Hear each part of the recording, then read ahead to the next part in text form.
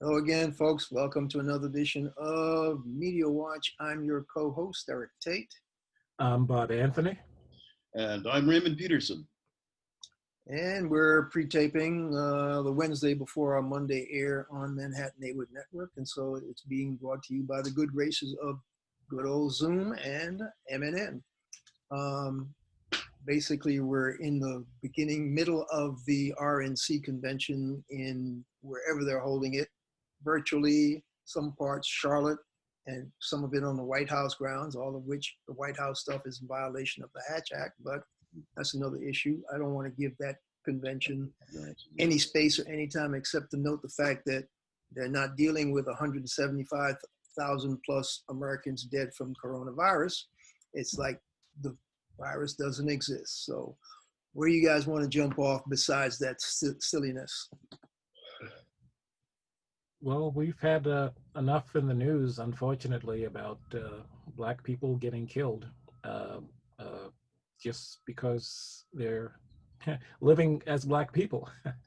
And not humorous at all, obviously, but just too much of that news still invading the news feed. Well, two shootings over the weekend by police of unarmed. Well, one was actually technically armed, but in Kenosha, Wisconsin, Jacob Blake. I don't know his name, his age. Do either of you? Blake, that's correct, right? Yeah, Bob? yeah, but I don't know his age. Oh yeah, I think I've heard something around either 27 or 36, one or the other. Okay. Anyhow, I just rewatched the video, and the man is walking away from the police. Apparently, there was a scuffle, and he starts to walk back to his car. Anyhow, they're shooting as he's walking away, walking around the car, still shooting him in the back. He's trying to get into his car, and that's when the rapid fire shooting starts. And Ray, we had this conversation before we taped. At least I sent around. We chatted about it. But I used to cover Kenosha County. When I was a reporter for the Milwaukee Sentinel, and I know the city of Kenosha. I know the general vicinity, Kenosha, Racine County. They're both basically old blue collar cities south of Milwaukee.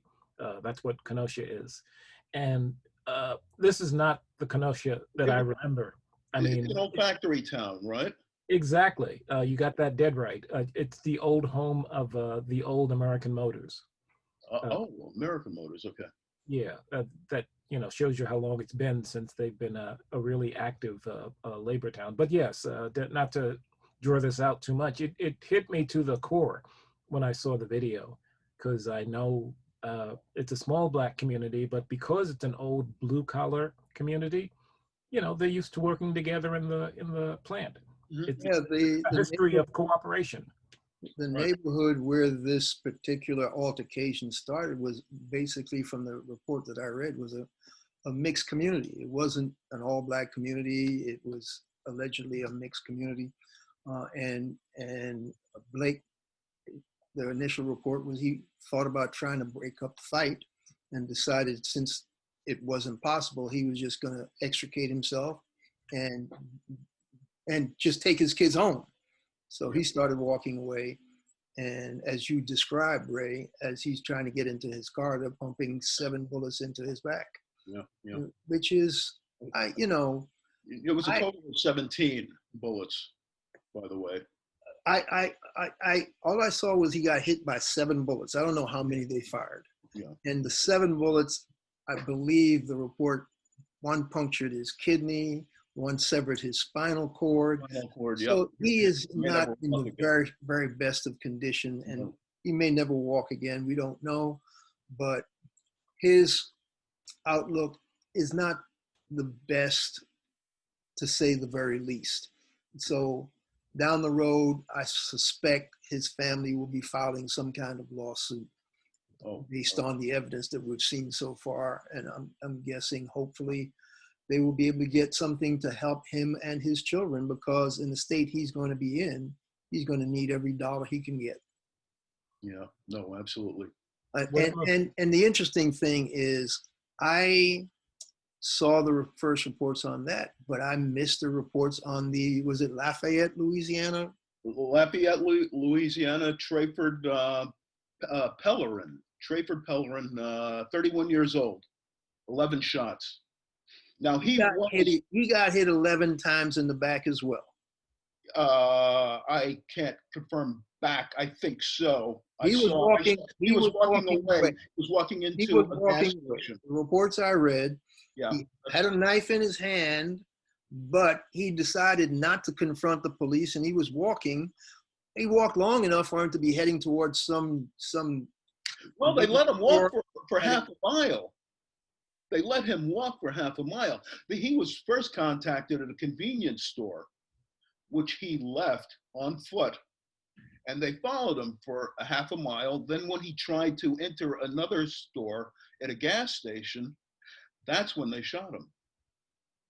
Okay, so my question to you guys, rhetorical or not, is if he walks for a mile with the weapon not menacing anyone, why would you wait and then pump 11 bullets into his back if he's not threatening your life? Is that because you suspect he might go in the store and threaten? There were probably white people in the store. There were probably white people in the store. I'm sorry. Come on. We're sitting here, all three of us, speculating on why police officers would shoot fear, anger in the back. Never mind, there's always the police defense. I feared for my life, and he was a threat to me. Not an illogical defense. Sometimes he was a threat to me and others. In Blake's case, he wasn't a threat to them or others, unless they wanted to say he was a threat to his own kids in the car. And in Trayford, what's his name's case, I guess they're going to presume he was going to be a threat to the people if he entered the store, so they pumped 11 bullets in him. It makes no sense. I mean, I try to be fair about these things. There was a police-involved shooting in Prospect Heights, Brooklyn, a few weeks ago. The person wasn't killed, but he did get shot by the police. This guy had his friend was being arrested, and so he tried to intervene, didn't succeed, and as he walks away, he pulls a handgun out of his waist, takes a shot at the police, and then starts to run away. So the police shoot him, and they hit him in the back. Now, to me, once you take a shot at the police, all bets are off. You got whatever you got coming. I agree. I had no issue with not supporting the people who said, well, they should have shot him in the foot. I'm sorry. You squeeze off a shot, all bets are off. In this case, no. One guy getting into his car, one guy entering a convenience store, utterly no reason to squeeze off any shots. Yeah, I am at a loss to even comprehend this, but for 400 years, we've been at a loss to comprehend this level of violence against us as a people, because we've been raised in these, quote, common Christian values of charity towards others and turn the other cheek and do not respond with violence to violence, because it's a escalating cycle that can go nowhere. But we keep getting to be the brunt of all this violence that's directed at us, and that's been happening for 400 years. So I don't want people to be burning down their own communities. I don't want people to be trying to kill other people in retaliation for this kind of violence. But at some point, the exhaustion level will rise to a frustration level that it doesn't surprise me that people are burning places down. And I don't know, you guys probably read up on it more. There were 2 people killed in Kenosha and 3 people injured by gunshots. And they're not sure who fired those gunshots, whether it was some militant group trying to protect the property or some other militant group trying to protect the marchers. I don't know. I don't think anybody knows. We don't know what he's saying about any of that. We don't know exactly. We don't know what the facts are. Part of the big problem is that the Kenosha police haven't really said anything as we tape here Wednesday before the Monday air. And God help us what happens between the time we tape and Monday. Because like you said, 2 people died in shootings yesterday. and it might have been from the people who were protecting property with long guns, heavy duty military hardware, and bulletproof vests and helmets. Uh, there's some witness accounts that allude to that, but let's not speculate here. Uh, it's bad. They've already burned down some buildings, and they've burned out some complete car dealerships, at least one. So it's bad. Yeah. And that speaks to the level. I mean, you know, the interesting thing is we hear these stories, peaceful protests all of a sudden turn violent. And I understand that the family of Mr. Blake was saying, please, you can demonstrate, but please, no violence, not in our name. And those sentiments are echoed all the time, and people get out in the street, and whether there are rogue elements that take over or whether it's just a high level of frustration where people say enough is enough, somebody has to pay for the loss of life.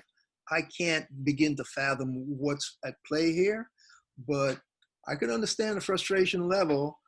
I still don't sympathize with burning property and taking other lives, but I see the frustration level, and I fully understand.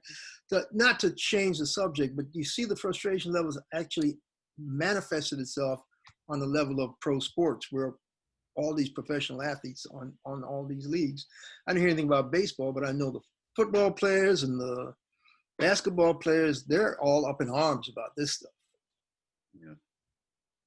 Yeah. Did you hear anything about that, Ray? Because I know I was watching some of the best NBA action over the weekend, and I heard that some of the teams were thinking about it. I missed Kobe's address. Did either of you see it, Kobe Bryant? No, you mean LeBron? I mean, not LeBron James, man. Oh. I get you. I feel you. Never. Yeah, you know what I'm talking about. Well, LeBron was talking Kobe in addition to talking the problems and the trouble, so that's why you conflated the two. But I know LeBron had two things on his mind in addition to the Kobe Bryant tribute. He had these killings on his mind, and he had the fact on his mind about the voter suppression tactics that's been perpetrated by the new Postmaster General and the Republican Party in trying to torpedo absentee and mail-in ballots. And so LeBron announced some sort of initiative dollar-wise to help beef up the poll staffers at polling places around the country. I didn't get a chance to dig into the story. I just saw the headline, but it's some sort of $1 million initiative on beefing up the polls and poll workers, et cetera. Did you guys see anything on that? I saw just a little, and it said basically what you summarized, that he was trying to get more. One of the problems we've seen in the primaries is a shortage of poll workers, because a lot of them are aging and older, and they, he's trying to make sure there's enough of them to do the job. So he's trying to raise money and people and volunteers to be the poll workers, and to make sure that there are no shortage. To at least to make sure that they can't blame a poll worker shortage, for whatever shenanigans happens come November. Yeah, and speaking of shenanigans and voter suppression tactics, I did not watch any of the hearings, congressional hearings, but I understand that the Republicans were trying their best to defend this Postmaster General and his tactics, and the Democrats were up in arms in their grilling about one headline I saw: how could one man screw up something like this badly in just 1 month's time? About all the cost-cutting measures this new post office master general, whatever his title is, has put into place. And the Democrats flat out said, this is voter suppression. Whatever you're calling it, it's voter suppression, and you need to cease and desist. What have you guys seen on those hearings? I've had an embargo on the news for 2 weeks here. I haven't watched it. I haven't read it. All I know is that the Postmaster General has no knowledge of the Postal Service. He has no experience with the Postal Service, and he is a Trump yes man. And the first thing he did when he went in there was remove tremendous amounts of sorting machines. He's there to dismantle the post office. That's my take on it. I didn't hear the hearings, and I haven't read anything about it. I've been I listened to a tiny snippet of the hearings, and that was enough for me. I'd been already sick of the guy, but the one quote that I got out of his mouth that I heard out of his mouth was that he had no intention of replacing those sorting machines. One of which is a rather big one, rusting outdoors in Cleveland. Yeah, I saw that headline about him deliberately and emphatically saying he was not replacing or putting back, reinstating those sorting machines. And he made no bones about the fact that he definitely did not intend to do that. I believe Nancy Pelosi was quite upset with that part of his testimony.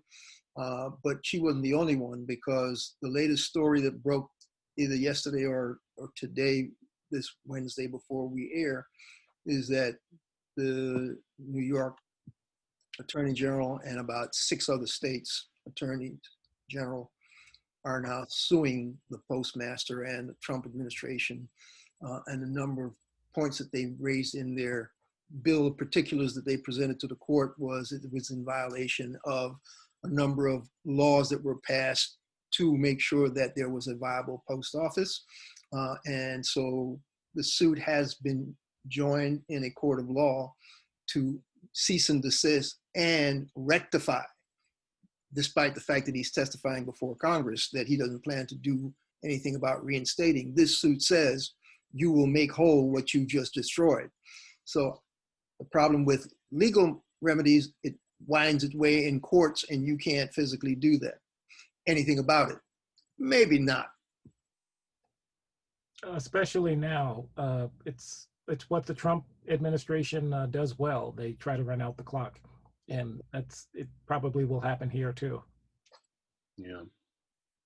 That wouldn't surprise me, because all these legal actions always have to go through one court, and if they lose, then they appeal it to the next level, and when they lose there, they appeal it to, and so there's 3 to 4 appeals that they go through. By then the election time will have come and gone. I've always had a fantasy that basically if a state attorney general felt that somebody was violating the constitutional mandate for the Postal Service, they could use their law enforcement people, walk in, do what they needed to do, put the stuff back together, and then dare the other people to take them to court. And that way you proactively dismantle all the crazy stuff they were doing. That's just a fantasy. But if I were Letitia James, that's what I would do as a state attorney general. I would physically take my people in, take those machines, fix them, put them back in, and say, stop me if you can. Yeah. Like you said, quite the fantasy. I'd love to see it. I'd love to see it. Well, here's my take on that. These people break the law all the time because they know you have to wind through these legal proceedings to rectify what they did.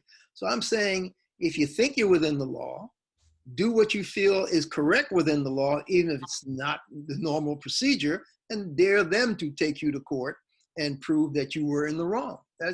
I'm saying, when you in a knife fight with bigger knives, take your gun with you. My gun is, let's do what we need to do, period. Demolish them and then let them take us to court. But hey, like I said, that's a fantasy. The whole postal thing, the whole voter suppression thing, we know is germane to the upcoming election. We know that in addition to the post office stuff, they will pull out all the stops to make sure these young people, these college age people, these non-white people, these black and brown people can't vote. And that's the only way the Republicans seem to be able to win elections these days. So that's the game plan that they will continue to follow. And their divide and conquer mentality is the fear mongering that they claimed they weren't going to do. We said we wouldn't talk about that convention, but they're already selling fear and division. That was the opening night thrust of all their speeches. The Democrats getting in office, they are coming to your neighborhood.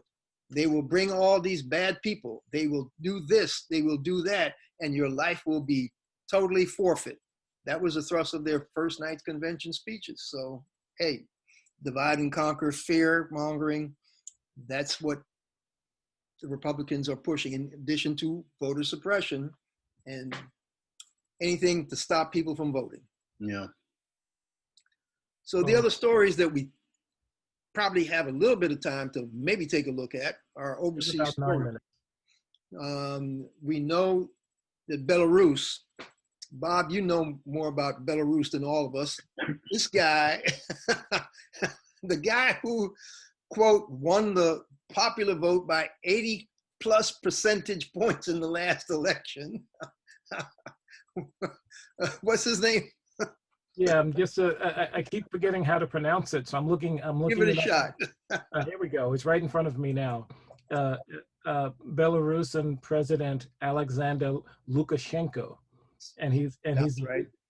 And he's been in power for 26 years, and he rose to power promising a new democracy, a new democratic country where the people will be able to speak and have their voices heard, and this and that and the other thing. And now that was the very first election after they broke off from the Soviet Union, right? That's correct. Very first election. So this guy's been in power since the Soviet Union dissolved. Yeah. And Belarus became independent. And he was the promise for the future. And look what he might have given it to them for a few years, but now in the latest election, like you said, he's alleging that he won it by 80 to 20%, which is as comical a fake result. And I'll just say that out loud as you can get. I mean, from even the local exit poll takers were aghast that if you're going to fake an election, make it to that extent. The people have been out in the streets in the hundreds of thousands for the last week. Yeah. And the interesting thing about it is those people usually do not stay out in the streets. When they demonstrate and the powers that be bring out the big guns, they say, okay, we've had our say, and they go home. They have not gone home. And it's gotten so bad that this guy, who somebody called the last great dictator in that part of the world, which misnomer, because the guy that he's calling for help, because things are so bad, he's asking Vladimir Putin to help come shore up his troops because his people won't get out of the streets. But he has now brought in his military to walk the streets of the capital of Belarus, if not other cities in Belarus, because people are out in droves in the country. It's not the place where they're used to this kind of explosion in the streets. You're right. Or, they're used to the government just saying what they need, and the people just, well, okay, that's what the government needs, but not this time. Now they're in the streets protesting, and we have about 4.5 minutes left. Well, that actually, the fact that he's calling on Putin to help him is, of course, symptomatic of when the last guy who got overthrown by people running in the streets because he tried to steal an election that was in Ukraine, the guy who came in and helped him by bringing in troops, supposedly disguised, but they were Russian troops, was Vladimir Putin. And what bugs me the most about all that was Putin got away with it then. And so that's why this guy's calling on him now. And because Putin is so used to getting away with stuff, his last election opponent in the recent Moscow run-up was, what's the guy's name? Plotny? Yeah. I'm mispronouncing it. But he just showed up being poisoned somewhere out in Siberia, and they didn't want to let his plane off the ground when the German chancellor provided a medevac plane to take him out, because his people said, look, he had a cup of coffee and all of a sudden he's sick. We think he got poisoned. And so they're trying to medevac him out. They actually did medevac him to Berlin, and the German doctors did the stomach pumping stuff and did all the chemical analysis and said, yeah, no doubt about it. His people are correct. He has been poisoned.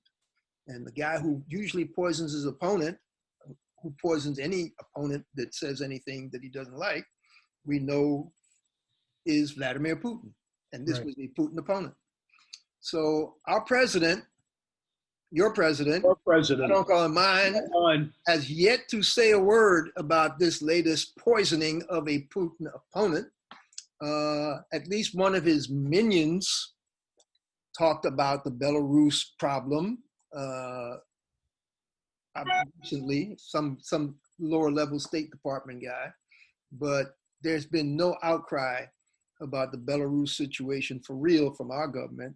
The EU has been screaming about it, but the United States of America, and the United States of America has said boo, to my knowledge. You seen anybody here say anything about this poisoning? No. Okay, well. Not officially, no.